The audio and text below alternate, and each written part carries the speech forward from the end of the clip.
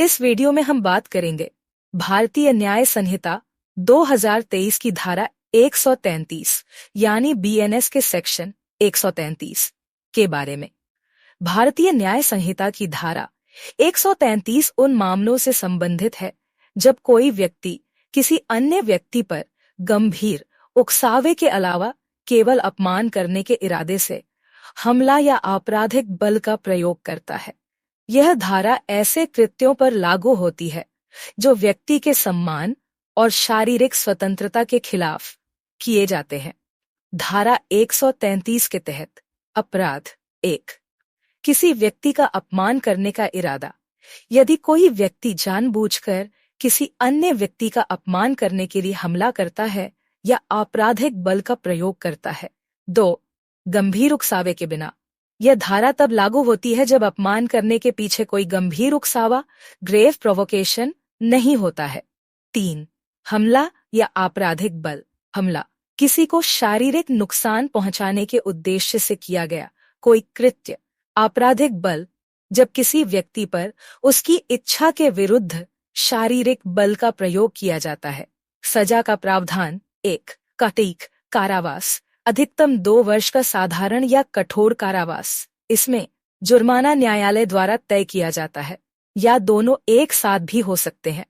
उदाहरण के लिए 1, अपमान करने के लिए थप्पड़ मारना। यदि कोई व्यक्ति किसी दूसरे व्यक्ति को केवल अपमानित करने के लिए थप्पड़ मारता है। 2, दूसरे की टोपी उतारना। यदि कोई व्यक्ति अपमानित करने के इरादे से किसी की टोपी खींचकर उसे सार्वजनिक रूप से शर्मिंदा करता है। 3, बिना कारण धक्का देना।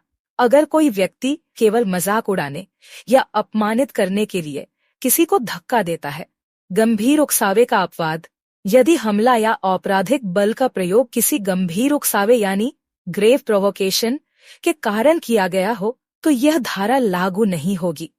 गंभीर उकसावे में वे स्थितियां आती हैं जहां व्यक्ति अचानक और अप्रत्याशित रूप से उत्तेजित हो जाता है।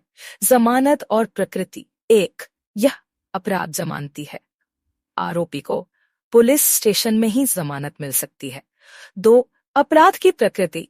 यह अपराध नॉन कॉग्निजेबल है, जिसका मतलब है कि पुलिस अधिकारी बिना मजिस्ट्रेट की अनुमति के गिरफ्तारी नहीं कर सकता। यह अपराध आमतौर पर पीड़ित की शिकायत पर दर्ज किया जाता है।